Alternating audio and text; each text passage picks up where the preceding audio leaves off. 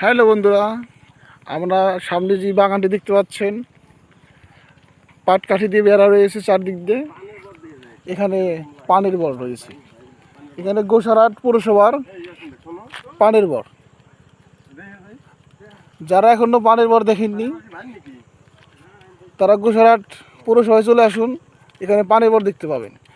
এই যে সুন্দরভাবে পাটকাঠি দিয়ে চারদিক দিয়ে বেড়া দেওয়া, যাতে কেউ না ঢুকতে পারে, কোনো চোর যেন পান পাতা চুরি করে না নিয়ে যায়। এর কারণে অনেক সুন্দর করে পাটকাঠি দিয়ে বেড়া দিয়েছে পানের বর। চারদিক দিয়ে বেড়া রয়েছে, কেউ ঢুকতে পারবে না, আশেপাশের পরিবেশটা অনেক সুন্দর। আপনারা চাইলে ওইখানে আসতে পারবেন পানের বর দেখার জন্য, যারা এখনও পানের বর দেখেননি। আমার সামনে রয়েছে আরেকটি পানের বর। পানের বরের পাশে রয়েছে সুন্দর কলা গাছ, অনেক সুন্দর কলা গাছ রয়েছে।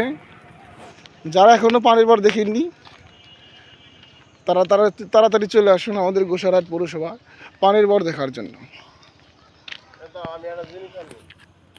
এই যে আমাদের এই যে একটা ভাই দেখতে পাচ্ছেন, উনি শুধু লন্ডন হতে আগত এই গোসারহাট পানের বর দেখার জন্য এসেছেন লন্ডন থেকে।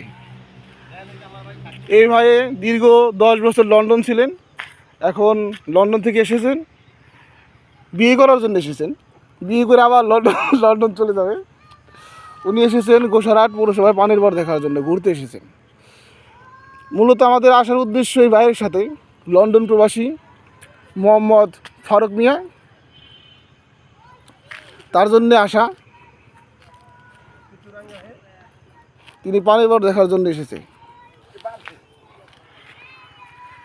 অনেক সুন্দর একটি রাস্তা, রাস্তার বাম পাশে রয়েছে কাঠ বাগান, ডান পরে রয়েছে আরেকটি পানের বর। পাটকাঠি দিয়ে সুন্দর করে বেড়া দিয়েছে যাতে কেউ না ঢুকতে পারে, এবং কি ভিতরে কাগজ রয়েছে, প্লাস্টিক জাতীয় কাগজ রয়েছে, কাগজ দিয়ে ঢেকে দিয়েছে।